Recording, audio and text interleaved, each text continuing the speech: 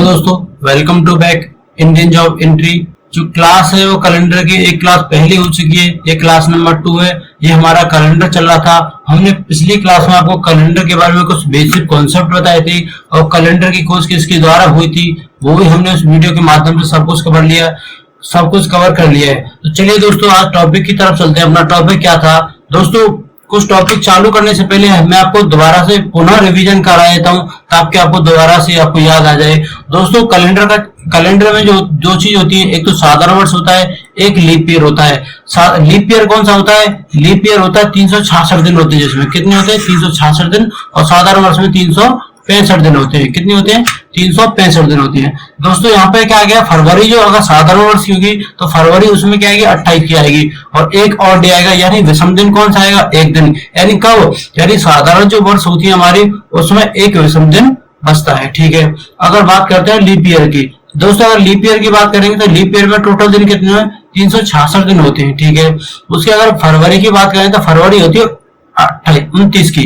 फरवरी हमारी 29 की होती है। और विषम दिन की संख्या कितनी होती है? 2 विषम दिन की संख्या होती है। दोस्तों, आपको इतना याद रखना है कि जो अगर लीप ईयर होगी तो उसमें विषम दिन कितने आएंगे? 2 आएंगे। अगर साधारण वर्ष होगी तो उसमें विषम दिन की संख्या कितनी होगी? 1 होगी। चलिए आगे चलते हैं दोस्तों। अगर हमें मतलब जैसे जानना हो कि लीप ईयर कौन सा है और साधारण वर्ष कौन सा है, दोस्तों अगर देखो लीप ईयर जानना है तो अंतिम दो अंकों को 4 से डिवाइड करेंगे। किसमें? जो साल होगी, ईयर होगी, हमें 4 से डिवाइड करना है अंतिम 2 अंकों को। यानी 4 का विभाज्यता का नियम आपको पता ही होगा। अगर नहीं पता तो मैं आपको बता देता हूँ कि 4 का जो विभाज्यता का नियम होता है, अंतिम 2 अंकों को डिवाइड करके चेक करते हैं। चलिए कुछ चेक भी कर लेते हैं हम। यहाँ क्या लीप ईयर चेक करने के लिए देखो यहाँ पे क्या 2012। अगर 2012 की मैं बात करूं तो अगर मैं 12 में डिवाइड करूं 4 का तो पूरा जा रहा है, यानी 2012 हमारी लीप ईयर है। कौन सी? लीप ईयर है। अगर 2014 की बात करूं, मैं 14 को अगर मैं चेक करूं तो 4 का डिवाइड होगा? नहीं होगा। तो हमारी कौन सी है? Leap year. अगर मैं 2012 में विषम दिनों की संख्या की बात करूं तो 2 विषम दिन हो जाएंगे और यहाँ पे कितना आएगा? 1 विषम दिन आएगा। इतनी सी मैंने आपको पिछली क्लास में आपको बात समझाई थी। मैं आशा करता हूँ आपको वो बात समझ में आ गई होगी। दोस्तों, मैं आपको गुजारिश करूंगा अगर आप इस चैनल पर नए हैं तो चैनल को सब्सक्राइब करके बेल आइकन प्रेस कर लें और ज्यादा दोस्तों को शेयर करें। चलिए क्लास की तरफ चलते हैं। अपना क्लास क्या है देखो, ये हमने आपको पिछली क्लास में करा दिए थे। मैं आपको 1-2 क्वेश्चन फिर करा देता हूँ कि वो पूछ रहा है कि निम्नलिखित में से कौन सा लीप वर्ष नहीं है। यानी हमें लीप वर्ष नहीं पूछा, कौन सा पूछ रहा है? साधारण वर्ष पूछ रहा है। साधारण वर्ष कौन सा है दोस्तों? कि जिसमें 4 का भाग नहीं जाए। देखो अगर मैं अंतिम 2 को 4 से ये डिवाइड हो जाएगा, इसमें दूंगा तो ये भी डिवाइड हो जाएगा, लेकिन इसमें दूंगा ये कौन सा? ये हमारे शताब्दी वर्ष है। शताब्दी वर्ष को कैसे चेक करेंगे? शताब्दी वर्ष हम पूरा 400 से अगर कट रहा है वो भी लीप ईयर है, यानी ये भी लीप ईयर है, ये नहीं है क्योंकि अंतिम 2 अंकों को 21 से डिवाइड नहीं होगा। दोस्तों आइए अपनी आप क्लास की तरफ चलते हैं। क्लास कौन सा? Topic number 2। आज जो हमारा टास्क था, पहला टास्क हमारा कंप्लीट हो चुका है और टास्क नंबर 2 की तरफ चलते हैं। टास्क नंबर 2 क्या है हमारा? Same date concept. दोस्तों कौन सा है? सेम डेट के कॉन्सेप्ट है, यानी सेम डेट की यहाँ निकाला है। जैसे यहाँ क्वेश्चन दे रखा है 1 जनवरी 2013 को मंडे है, तो पूछ क्या रखा है दोस्तों? यहाँ पे भी 2 क्वेश्चन बन सकते हैं। वो उसी साल का अंतिम दिन पूछ सकता है या अगले साल का पहला दिन पूछ सकता है। दोनों क्वेश्चन हम बड़ी आसानी समझेंगे। दोस्तों उसे समझने से पहले मैं यहाँ पे आपको कुछ टॉपिक नोट करा देता हूँ। आपको नोट क्या करना है? आपको नोट इतना सा करना है कि जैसे यहाँ पे हमारा जो एक साल होती है, कौन सी होती है? साल होती है, एक तो लीप ईयर होती है और एक कौन सी होती है? एक साधारण वर्ष होती है। कौन सी होती है? साधारण वर्ष होती है। ठीक है दोस्तों, लीप ईयर में कितने दिन होते हैं हमारे? 66 दिन होते हैं, 366 दिन। अगर मैं 7 से इसे डिवाइड करूंगा तो यहाँ पे रिमाइंडर कितना बचेगा? यानी 2 विषम दिन बचते हैं और यहाँ कितने होते हैं? 365 दिन होते हैं। कितने?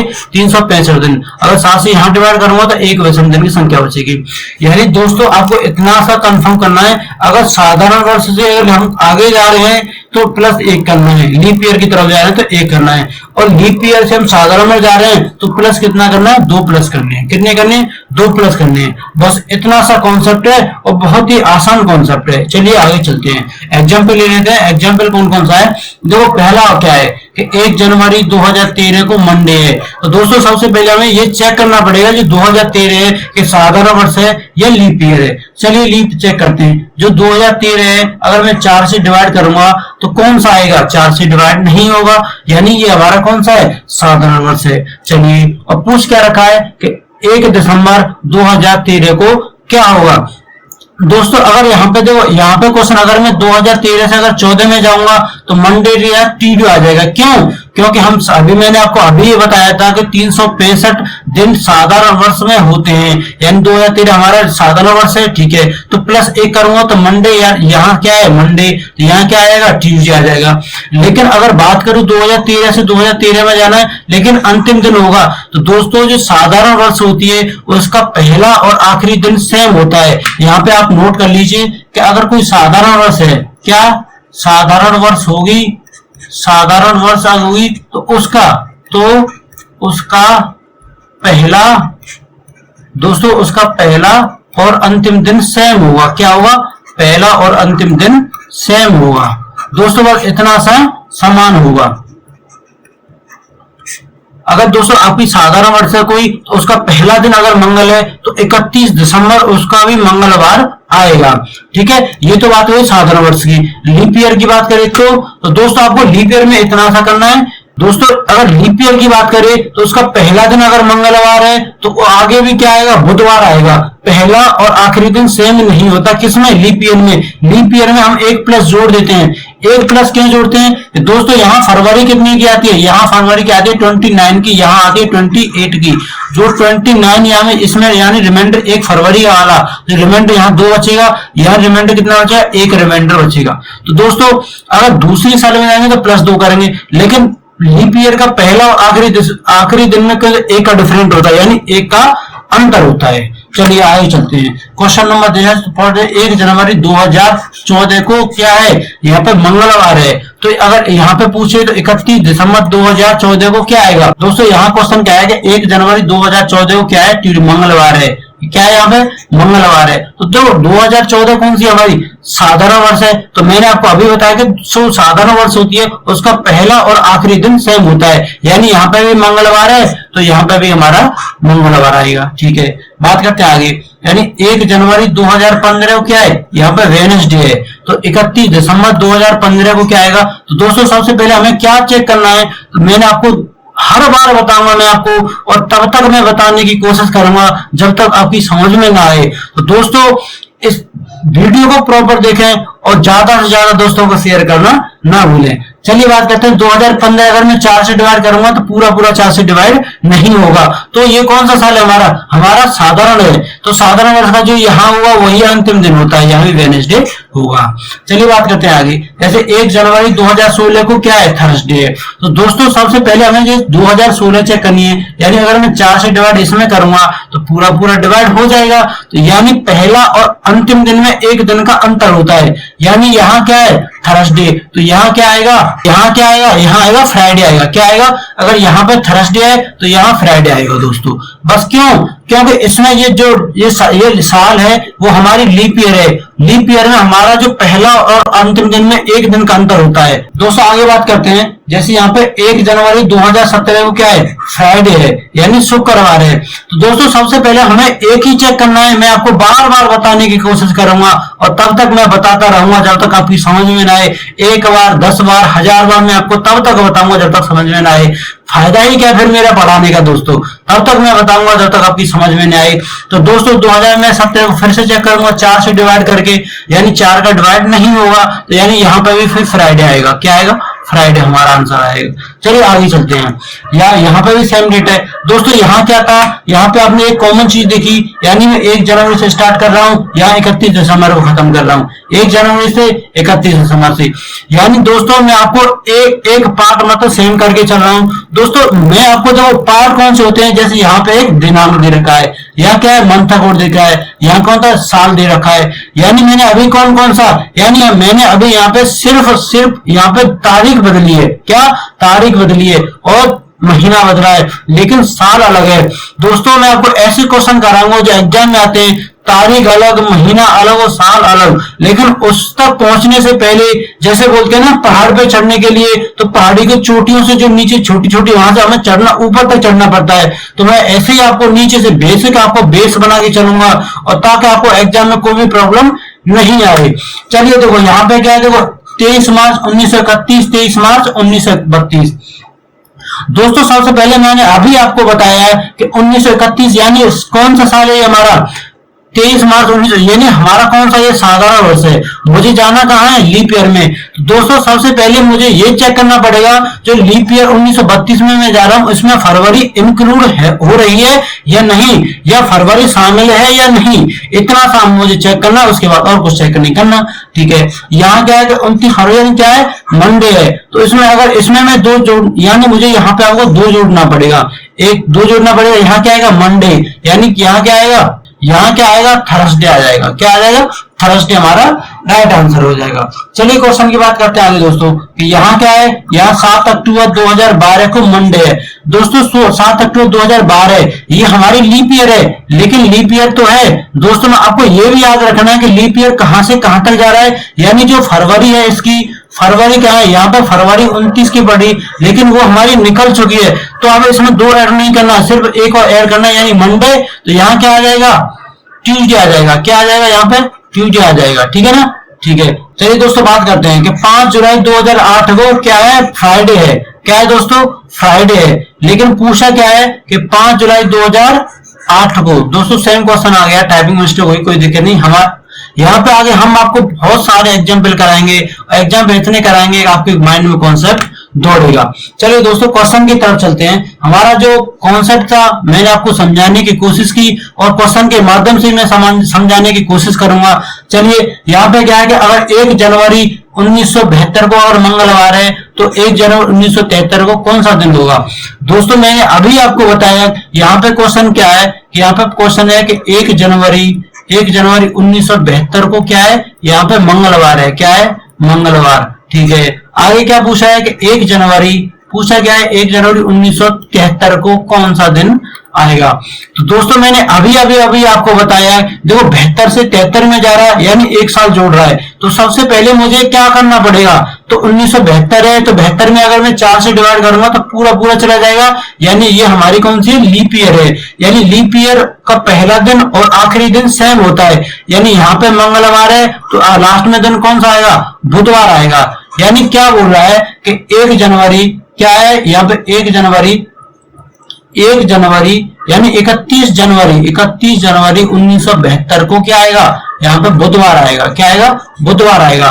तो जैसे ही 1972 खत्म होगी तो 1973 आ जाएगी, 73 आ जाएगा। 73 का पहला ही दिन पूछा है, यानी बुधवार से अगला दिन कौन सा आ जाएगा, गुरुवार आ जाएगा। ठीक है ना। इससे में आप ऐसा भी कर सकते हैं कि एक मुझे 72 से 73 में जाना है और इसमें 1972 में फरवरी इंक्लूड हो रही है, तो सीधा सीधा मैं इसमें 2 जोड़ देता हूं, तो वही आंसर आ जाएगा, गुरुवार हमारा आंसर हो जाएगा। आप कौन से भी तरीके से कर रहे हैं, तो मैं आपको बताने की कोशिश करूंगा कि आपके माइंड में कॉन्सेप्ट, सिर्फ आपको कॉन्सेप्ट दौड़े। ठीक है ना। चलिए बात करते हैं। क्वेश्चन कह रहा है कि 1988 स्वतंत्रता दिवस बुधवार को मनाया गया, तो 1989 में किस दिन मनाया जाएगा। तो दोस्तों स्वतंत्रता दिवस कब होता है, यानी ये बोला है 15 अगस्त। कौन सा, 15 अगस्त। दोस्तों इसमें स्वतंत्रता दिवस और गणतंत्र दिवस में बहुत छात्र कंफ्यूज होते हैं, आपको कंफ्यूज होने की ऐसी कोई प्रॉब्लम है नहीं दोस्तों, आपको समझना होगा। ठीक है ना। 15 अगस्त 1988 को कौन सा दिन बता रहा है, यहाँ पे बोल रहा है बुधवार, बोल रहा है। क्या, बुधवार बोल रहा है। तो दोस्तों देखो अगर मैं 88 को चेक करूं तो ये कौन सा हमारा लीप ईयर है। कौन सा है, लीप ईयर है। तो दोस्तों आपको सिर्फ फरवरी देखनी है, फरवरी इसमें इंक्लूड हो रही है या नहीं हो रही। तो देखो अगर मैं अगस्त की बात करूं, यानी फरवरी तो अगस्त से पहले ही आती है ना, यानी फरवरी निकल चुकी है, तो सीधा सीधा मैं इसमें 1 जोड़ता हूं, यानी गुरुवार हमारा राइट आंसर हो जाएगा। आगे चलते हैं क्वेश्चन की तरफ। अगला क्वेश्चन क्या है, यदि किसी वर्ष जो लीप वर्ष नहीं हो। तो दोस्तों अगर लीप वर्ष नहीं है तो नॉर्मल सी बात है कि साधारण वर्ष होगा। चलिए उसका पहला दिन तो शुक्रवार है, तो अंतिम दिन कौन सा होगा। दोस्तों मैंने अभी आपको जस्ट बताया है कि जो साधारण वर्ष होती है उसका पहला और आखिरी दिन सेम होता है, पहला और आखिरी दिन होता है, यानी यहाँ पे शुक्रवार है तो यहाँ पर भी शुक्रवार होगा। हमारा राइट आंसर कौन सा होगा, शुक्रवार होगा। चलिए आगे चलते हैं क्वेश्चन की तरफ। दोस्तों क्वेश्चन अगला है कि 1 मार्च 1997 को शुक्रवार है। क्वेश्चन क्या है कि 1 मार्च 1997 को क्या है, यहाँ पे शुक्रवार है। ठीक है, शुक्र है। ठीक है, तो पूछा है उसने 1 मार्च, क्या पूछा है, 1 मार्च 2000 को कौन सा दिन होगा। तो दोस्तों सबसे पहले मुझे देखना पड़ेगा 97, 97 कौन सी है, देखो 97 कौन सी है हमारी, 97, 98, 99, यहाँ पे 2000, मुझे जाने के लिए यहाँ पे इसकी इंक्लूड होने पड़ेगी। देखो अगर मैं इससे जाऊंगा, दो ये लीप ईयर है नहीं, ये भी लीप ईयर नहीं, यानी कितने साल इसमें शामिल है, यानी एक जोड़ूंगा यहाँ पे, फिर यहाँ पे एक जोड़ूंगा, लेकिन मार्च में जा रहा है, यहाँ पे मुझे 2 प्लस करनी पड़ेंगी, कितने 2 प्लस, यानी टोटल कितने 4 प्लस होंगे, कौन से 97 से 98 जाने पे 1 प्लस होगा, क्योंकि ये दोनों हमारे कौन से हैं, साधारण वर्ष हैं। मैंने अभी आपको बताया कि साधारण वर्षों का उसका सेम दिन होता है, यानी उसमें एक जोड़ देंगे तो 98 पहुंच जाएंगे, 98 से 99 जाने के लिए एक दिन जोड़ देंगे, यानी अगर 99 से 2000 में जाना पड़ेगा तो, लेकिन यहाँ पे अगर 1 जनवरी की बात करता तो मैं सिर्फ एक ही जोड़ता, लेकिन बात कौन सी कर रहा है, ये मार्च की कर रहा है दोस्तों। तो मार्च में मुझे कितना जोड़ना पड़ेगा, मार्च में मुझे 1 जोड़ना पड़ेगा, यानी 2 जोड़नी पड़ेंगी मार्च में, क्योंकि इसमें 29 फरवरी ऐड हो रही है, फरवरी ऐड हो रही है ना, ठीक है ना, इसमें 2 जोड़ेंगे, यानी टोटल कितने हो, 4 हो गए, यानी शुक्रवार में आपको 4 2 जोड़ दीजिए, शनिवार, इतवार, सोमवार, मंगलवार हमारा राइट आंसर हो जाएगा, ठीक है ना। चलिए आगे चलते हैं। तो दोस्तों हमारा जो टॉपिक था सेम डेट वाला, वो भी कॉन्सेप्ट क्लियर हो चुका है, वो टाइप नंबर 2 था। अब का बात करते हैं टाइप नंबर 3 की, यानी रिपीटेड कैलेंडर, यानी जैसे 2008 का कैलेंडर है, तो अब अगले मतलब कौन सी साल में 2008 के समान होगा। तो दोस्तों उसे चेक करने के लिए पहले तो आपको कुछ नोट्स, आपको मतलब टॉपिक, आपको पॉइंट याद रखने पड़ेंगे, कैसे कि सामान्य वर्ष का कैलेंडर सामान्य वर्ष में ही दोहराया जाएगा, यानी सामान्य वर्ष है जैसे 2013 है, तो सामान्य वर्ष जैसे 2013 है, तो अगला जो भी रिपीटेड होगा वो सामान्य वर्ष होगा, न कि लीप ईयर होगा। आगे बात करें जैसे अधिवर्ष का कैलेंडर अधिवर्ष में ही रिपीट होगा, न कि कभी साधारण वर्ष में रिपीट हो जाए, ठीक है ना, आपको इतना सा याद करना है। और जैसे यहाँ पे क्वेश्चन है, लेकिन उससे पहले आपको समझाने से पहले, जैसे मैंने यहाँ पे आपको बताया है कि 2013 का कैलेंडर कब समान होगा, तो दोस्तों अंतिम अंकों को 4 से हम डिवाइड करेंगे, यानी ये क्या है, शेष फल पर आधारित, शेष फल पर आधारित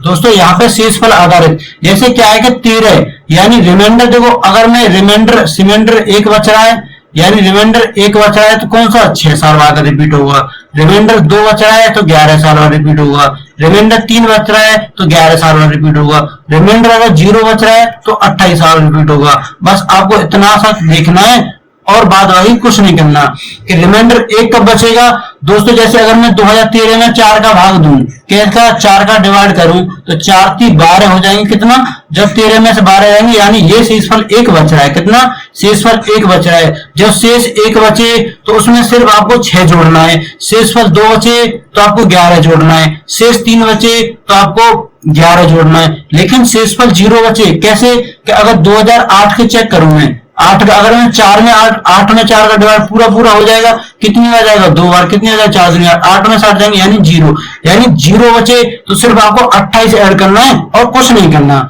चलिए आगे चलते हैं। क्वेश्चन कह रहा है कि अमित शर्मा ने कोई कैलेंडर का प्रयोग किया, यानी 2009 का कैलेंडर लिया हुआ उसने, तो वो पूछ रहा है कि उसी कैलेंडर का उपयोग दोबारा कौन सी साल में कर सकता है। तो दोस्तों 2009 की बात करते हैं, यानी अंतिम 2 अंकों में भाग दूंगा मैं, यानी 9 में जब मैं भाग दूंगा 4 का तो कितना रिमाइंडर बचेगा, रिमाइंडर हमारा 1 बचेगा, तो सीधा 2009 में मैं अगर 6 जोड़ूंगा यानी 15 में रिपीट होगा, 15 हमारा B option number right answer हो जाएगा।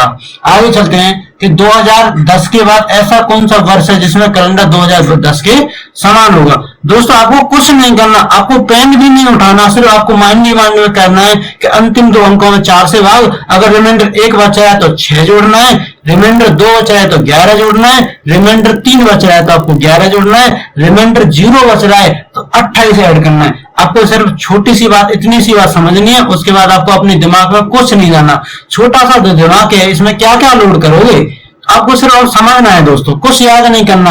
याद करने के लिए, रटने के लिए आपको जीएस ही होते हैं, हम आपको रीजनिंग रटाएंगे नहीं, आपको सिखाएंगे हम रीजनिंग। चलिए अगर 2010 में मैं भाग दूंगा तो रिमाइंडर कितना बचेगा, यहाँ पे रिमाइंडर बचेगा, यहाँ पे 2 बचेगा।